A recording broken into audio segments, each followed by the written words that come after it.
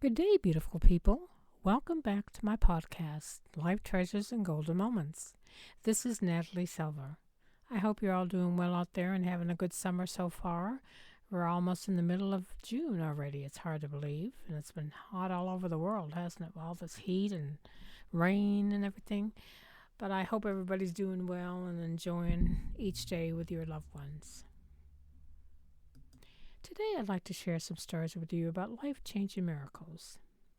There are events in our lives that are so powerful and overwhelming that we know will change our lives and will change the way we think or act, the way we look at our spiritual beliefs in the world. Also, in our life journey, when things happen, those things or events don't appear to be that important at the time, but as the years go by, they have an elusive and thoughtful influence on us as we journey on our life's path. Somehow, we realize in both instances there was an element of a miracle involved, a God wink, so to speak. These events or happenings we do not easily forget and will have an impact on the kind of person we are or will become.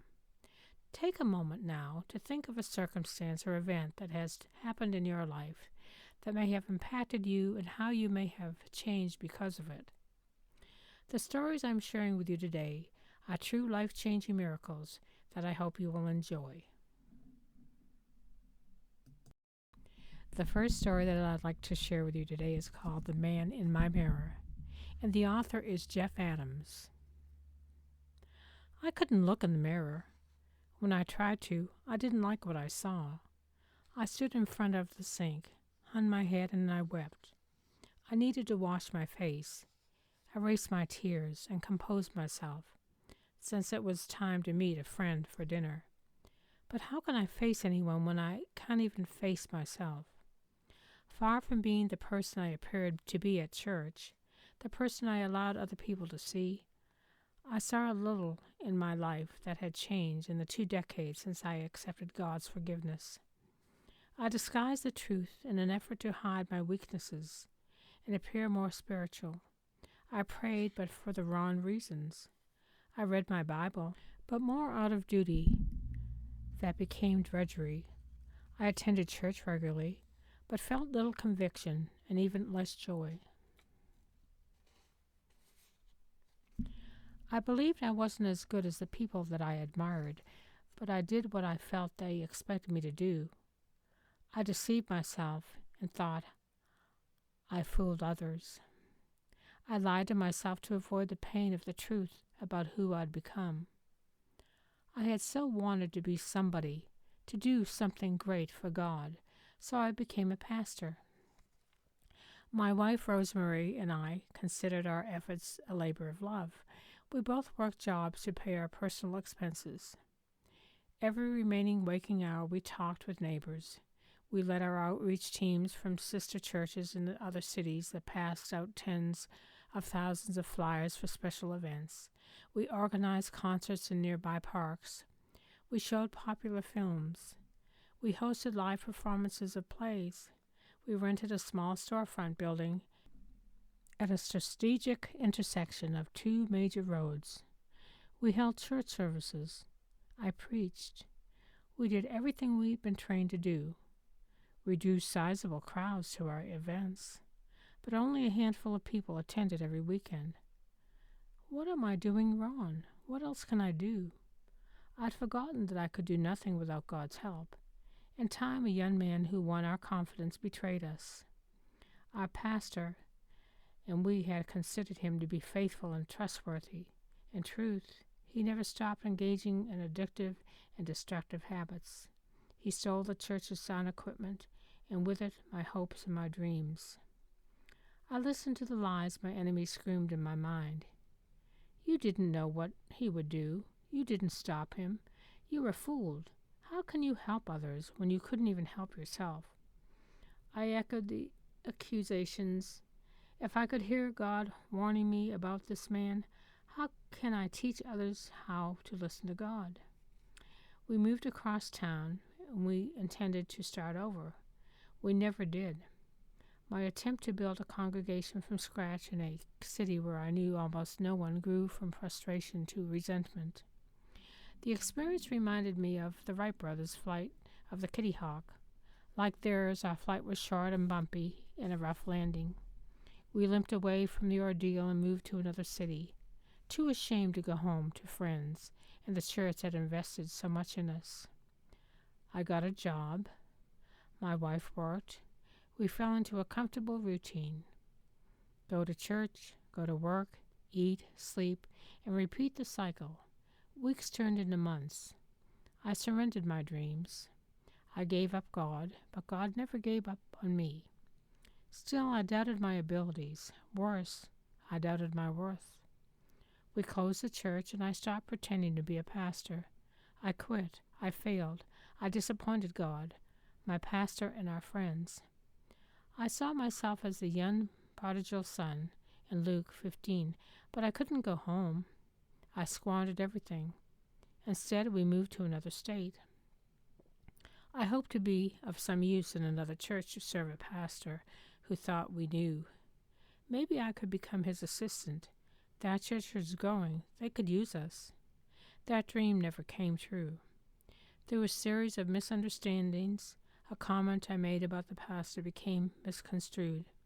To prevent possible allegations of financial impropriety, I suggested a second signature be required in all checks over a small limit. The pastor thought I'd sown seeds of distrust among some of his leaders. Nothing I was accused of was true. That didn't matter. Someone inferred what I never implied. Gossip did the rest of the damage. We left that church. Reluctantly, we moved back to Arizona. I asked God why things happened as they did. Why me? Why me, God? Why didn't you help me? Why did others succeed and I failed? I'd quit trying to answer those questions, but one more nagged me. Why now? I didn't know the answer. Instead, I tried to follow my pastor's advice. He urged me to ask God, what do you want me to learn from this? You need to draw your dignity from the eternal, not the external, he warned me. You can come home, but I have nothing for you. No place, no position, no prospect for any ministry in the future. People may have no use for us, but God always does. In time, Rosemary and I found ways to serve again, yet we felt we were second-string players. We felt overlooked and tolerated at best, ignored and invisible at worst. I viewed myself as irrelevant and insignificant. Years passed, until the night in front of the mirror I heard only silence. In The God Who Pursues by Cecil Murphy, I read about a mythical beast, a basilisk, part serpent, part rooster. According to legend, the hideous creature tormented and killed local villagers. No one knew how to rid the country of this ugly monster. Then someone realized that this monster feared its own image. Repulsed by its reflection, the creature ran away. The people gathered every mirror available. When the serpent appeared again, the townsfolk planned to surround their adversary and force it to stare at itself. The day came, and they seized the opportunity. Unlike to escape and compelled to look like at its ugliness, the creature died of fright. I felt like the creature. I wanted to slither away into the shadows where I felt most comfortable. Unable to look up and face my reflection, I cried and I prayed. God, I'm sorry. How can you love me after what I have done? I disappointed my pastor, our church, but worse, I disappointed you. You've given me so much, and I have nothing to offer you. I wanted to succeed, to prove to God how much I loved him. All these years later, instead of being the leader of a large congregation of committed people, I stood alone in a hotel room. I didn't want to face my past, and I was unwilling to face my future. God, I've wasted everything you've given me. I wiped the tears from my face and lifted my head. At that moment, I felt as if God stood behind me. We looked into the mirror together. He put his hand on my right shoulder and leaned close to whisper into my heart, "You should pray for that man in the mirror, the way he prays for others." I broke down again and sobbed. Then I thought about his words. I often prayed for others. I'd take their hands in mine, let them look into my eyes, and I'd say what they needed to do and to hear most. God's not mad at you. He loves you. He'll never stop loving you. And when you stumble, His grace will catch you. My crying subsided. God waited. Then He spoke again. You should speak to the man the way he speaks to others. This time I didn't look away, although tears continued to stream down my cheeks. I realized that God often prompted me to encourage others, to comfort them, to help them believe in themselves again. You may not believe in you, but God does. He always has. And when you can't help yourself, He will come to your rescue. I relaxed, splashed cold water on my face, and blotted it, dried with a towel. I stared once more at the man I barely knew. God stepped closer and leaned against me. He wrapped His arms around my back, across both shoulders. Then He spoke one more sentence. You should love the man the way he loves others, because I do. I understood. I loved people because God does. When I saw others unable to love themselves, I sometimes put my arm around their shoulders and whispered the answer to the question they could not ask. How can God love me? God doesn't love you because of what you do. He loves you because of what He did. Nothing you do or don't do can change that. Oftentimes, afterward, I cried with them. Now a small smile crept across my face. Tears of sorrow became tears of joy. I felt comforted by the peace God wrapped around me. I love God because He loves me. I need to forgive myself the way I forgive others. I mouthed my gratitude in silence. Thank you. I love you so much because you love me. I brushed my hair and stood a little straighter and taller than I had in years. I looked at the man in the mirror. I didn't cringe at what I saw. Instead, I smiled again, grabbed my room key, and headed out the door to meet my friend. I knew I wouldn't change overnight, but for the first time in more than 10 years, my heart overflowed with hope. I can be with God, who created me to be. My life can make a difference.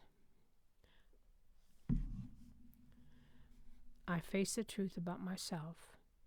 Failing didn't make me a failure.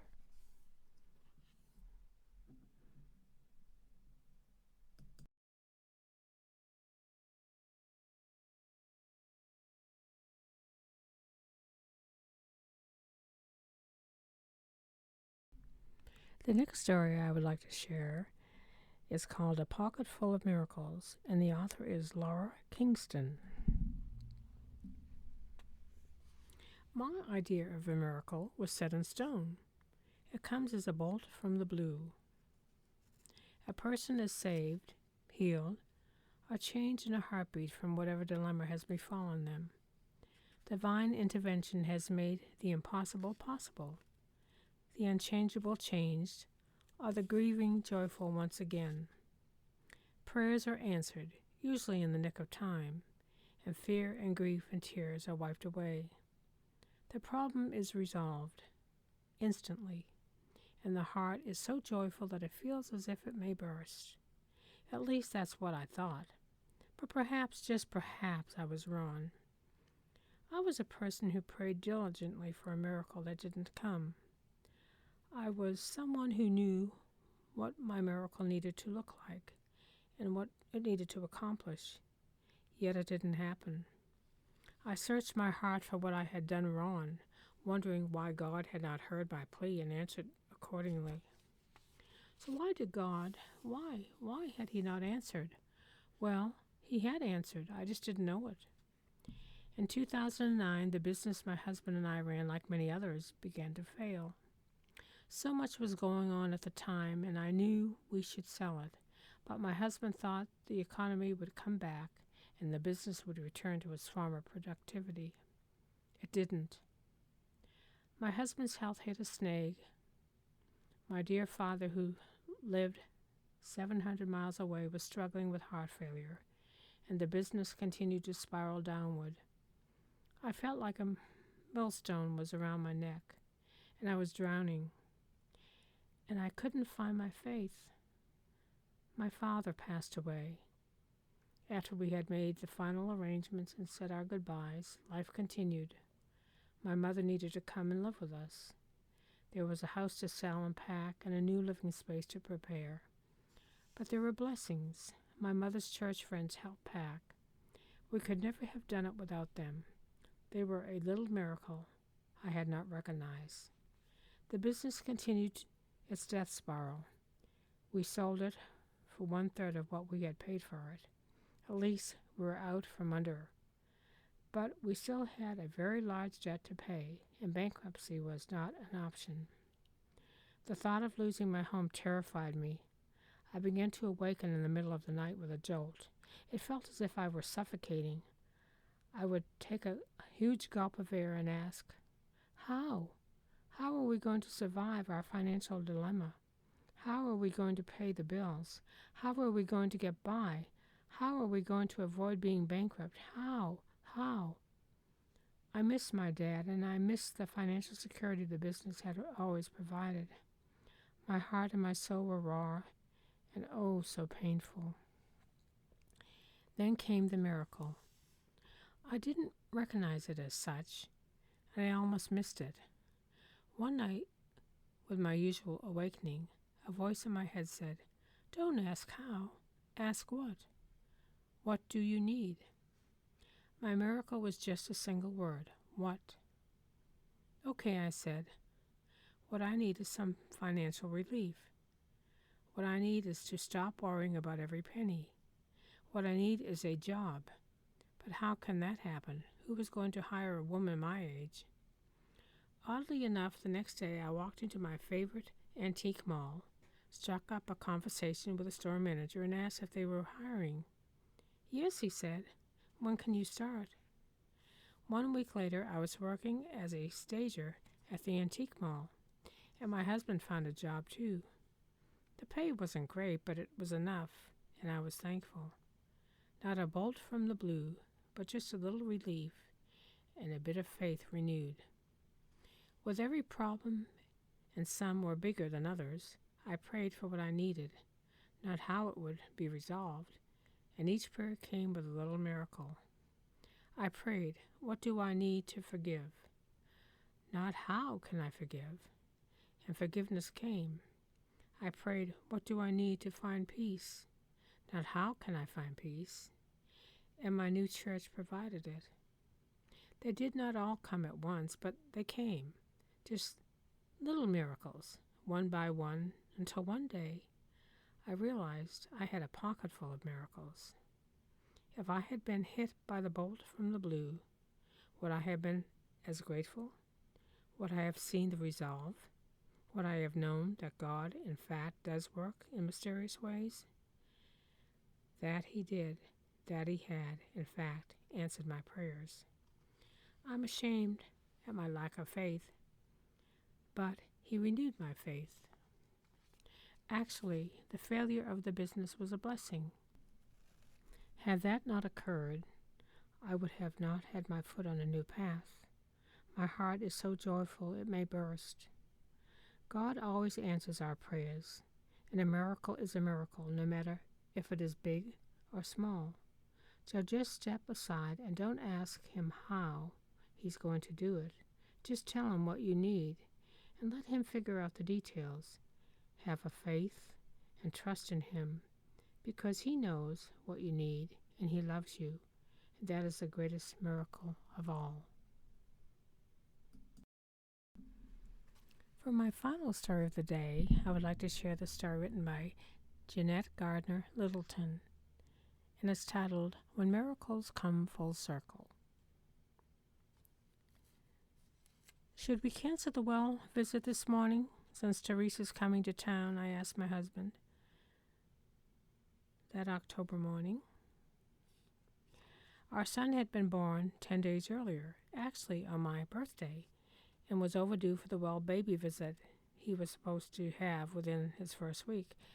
But with my getting used to being a new mom, the visits from family, and the busy director of Christian education job my husband and I shared at a nearby church, I'd been in a fog and was slow to schedule him to see the family doctor. And now Teresa was coming to town.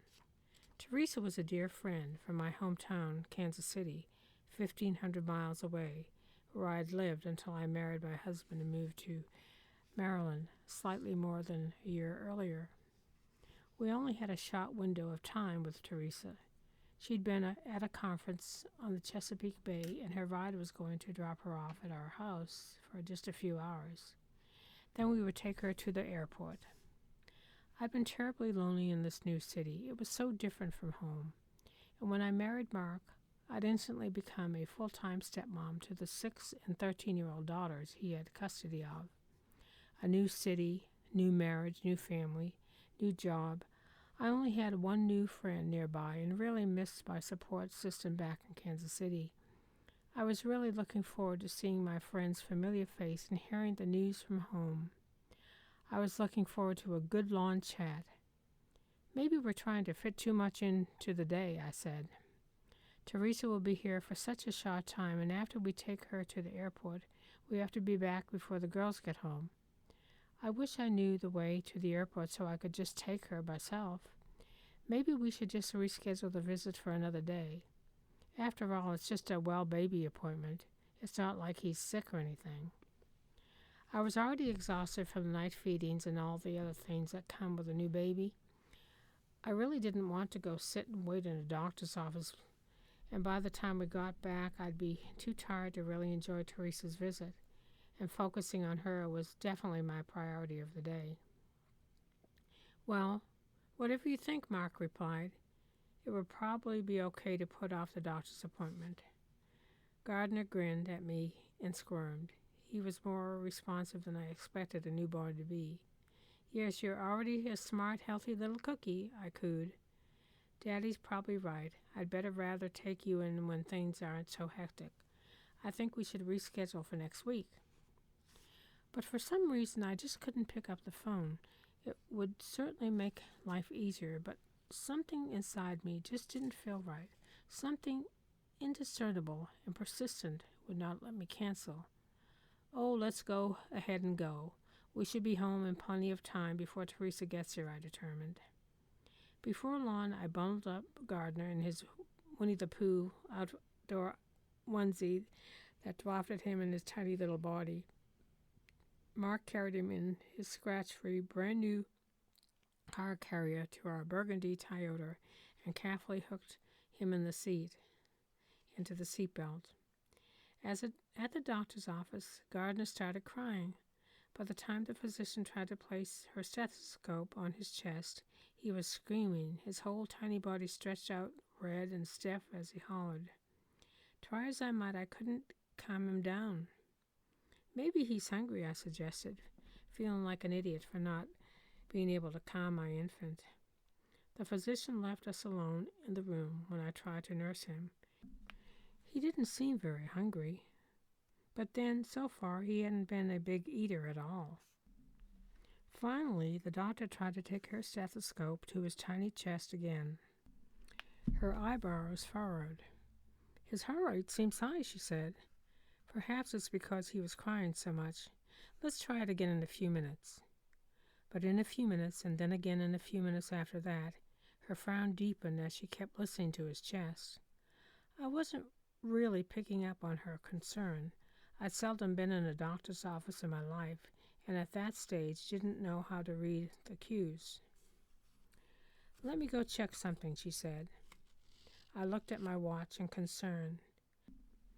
We needed to start thinking about getting home since it was about time for Teresa to be dropped off there. Maybe Mark should go back to the house. But then he'd have to come back and get Gardner and me. No, surely we wouldn't be at the doctor's office much longer. She strode back into the room. There's a pediatrician's office downstairs, Dr. Wendell McKay. I've checked and he can see you right away, so I'm going to send you downstairs. He's more used to infants and needs to take a look at Gardner. Oh, okay, I said as I grabbed the diaper bag, puzzled about what was going on. But we had someone who was supposed to be at our house in a few minutes. You really need to see Dr. McKay first, the doctor firmly said. Down in Dr. McKay's office, the baby and I were quickly swept into the exam room, while Mark lingered to give insurance information. I never met Dr. McKay, but as he straightened up from examining Gardner, even I realized that his kind brown eyes looked concerned, maybe even a bit alarmed. Your son's heart is beating fast, much too fast, he said. He was crying pretty hard earlier, I commented. No, it's more than that, he gently explained. He needs to go to the hospital, but not the local hospital. They're not set up to deal with infants who have these symptoms. You need to take him into Johns Hopkins in Baltimore. I still wasn't getting it. But can it wait? We were late in meeting a friend at our house. She's probably waiting for us there now. Well, yes, you need to get there without dawdling, he said. Go to the ER. We'll let them know you're coming. The words emergency room seemed to break through my fog. If the pediatrician was sending us to the ER, well, they were obviously concerned about something. I looked at Gardner. His tiny white body was barely any bigger than the doctor's large, dark hands. He seemed as mellow as he had been most of the time during his short life. I figured we'd get to the hospital, and they'd tell us everything was fine. Johns Hopkins was 30 minutes north of us, right up the highway, and thankfully the airport was on the way. We could pick up Teresa from our house and drop her off at the airport, and on our way to Johns Hopkins, I calmly made the plans, still not really understanding the urgency of the situation. Teresa was sitting on the front step. When I approached her, I hoped this was the right place, she said, laughing. I'm so sorry we're late.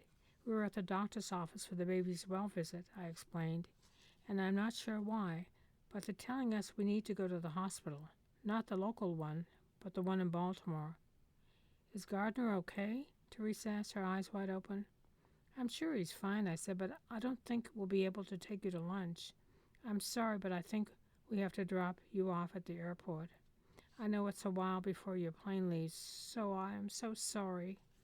Teresa waved aside our apologies and filled me in on my friends back home while we drove to the airport.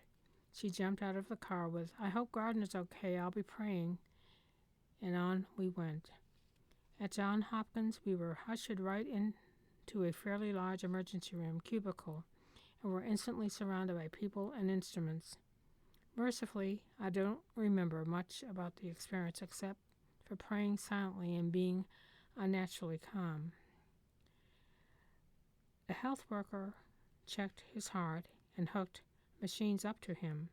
Gardner started to cry again, and he really picked up the pace when they tried to put needles in his little arms for an IV. I held him gently, trying to soothe him. Repeated IV attempts failed, so they finally placed him in a bassinet under a heating lamp and worked to find a vein in his head where they could poke the needle successfully. I still held on to his little body, quietly comforting Gardner and asking God to be with my baby. I can't believe you're a first-time mother, one of the nurses said. We don't usually let moms in while we do this because they get hysterical. Before long, Gardner was sent to NICU, where he was wrapped like a little burrito, with only his head popping out of the blanket. Mark had gone home to take care of the girls, so I sat on the rocker by the bed alone, trying to absorb everything. Your son's heart is going well over the 300 beats per minute, the pediatric cardiologist eventually explained. Normal for a baby is 100 to 150 beats. We're giving him some medication to try to slow his heart down. I learned that my son had SVT, supraventricular tachycardia. For some reason, his heart was not pumping blood through the chambers normally. Instead, the heart rhythm was off, causing the heart to beat fast in the upper chambers until it finally kicked in to the proper rhythm again. Within the next few days, the medical team in the NICU finally found the right combination of medications that brought my son's heart rate down. I was surprised to find that 3 times a day he'd be taking one medication and twice a day he'd be taking another. And I recognized both of the medication names as one my father was on for his heart. Will he have this condition for the rest of his life? I asked at another consultation with the doctor. It might be that his heart just didn't quite finish developing, the doctor said. We'll send him home with medications, and he'll come in pretty frequently for the EKGs right now. He may grow out of it entirely and be able to be off the medication eventually, but regardless, it's a good thing you brought him in when you did. Really? It's life-threatening? I asked. Mrs. Littleton, with the rate your son's heart was beating, he would not have lasted much longer, maybe a few hours, but certainly not even 24 hours. The doctor went on to his other task, but I sat in the rocker stunned. I think we should reschedule for next week. The memory of my words made me shudder as my mind superimposed the doctor's. He would not have lasted much longer over them. I had seriously come so close to canceling that visit, and if I had, my son probably would have gone into cardiac arrest and not survived. My heart still beats fast when I think about the call I almost made, and how God saved my son by keeping me away from that phone and pushing me reluctantly to the physician's office. I consider that nothing less than a miracle. Before he was 2 years old, after medication and monthly EKGs, the pediatric cardiologist proclaimed Gardner free from the symptoms of SVT. He didn't know if Gardner's heart had just matured into beating properly or if there was an electrical issue at play. If he's going to have it later in life, the symptoms might flare up in his teens as hormones change, he explained. And by then, he'll be able to tell you if something is going on with his heart. Gardner's elementary years pass uneventfully, and our healthy after-son kept busy. In middle school, Gardner's drama teacher gushed about his abilities. He's really gifted, she told us. I think he could easily get a scholarship in drama. His high school teacher seemed to feel the same way as he gave Gardner 4 separate speaking parts in the school play and signed Gardner up to participate in competitions with dramatics and comedian monologues. But one day, Gardner came down the stairs from his bedroom saying, "Mom, I want to tell you something." Gardner had always known about his babyhood experience with SVT. I'd always mentioned it on his school and camp health forums, that he had to be taken seriously if he had complained of his chest feeling odd. And now he confessed that his heart had been beating hard and fast. It was starting to scare him. "Gardner, how long has this been going on?" I asked. "It started about 9 months ago," he said. "I was just trying to make my heart calm down by myself, relax, and it would work for a while.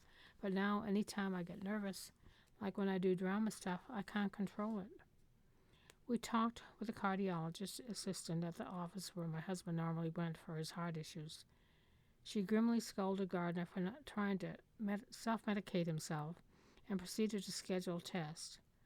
One great coincidence was the cardiologist, who specialized in the electrical circuits of the heart and worked with children and teens, had actually been Gardner's small group leader at church during his middle school years. So we were assigned to Dr. Chapman, someone Gardner already felt comfortable with.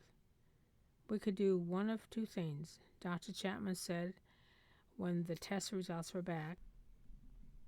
We can give Gardner medication that should help regulate his heart, or we can do an ablation. The electric circuit in Gardner's heart is messed up, but the problem appears to be in at least an easy place to go. We would go into his heart through his wrists or his loin, just as we do for a heart catheterization, and we would basically fry the spot where the problem is.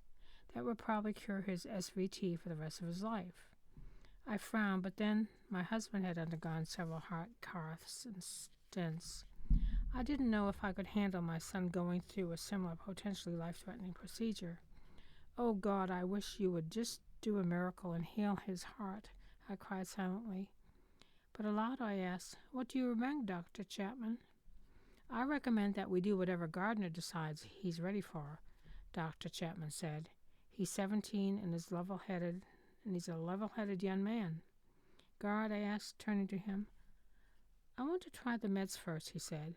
So once again, my son started regularly taking some of the same heart medication that his grandfather had taken, that his father now took for his heart issues. Despite the medication, Gardner's heart still raced. His racing heart before medication had terrified him.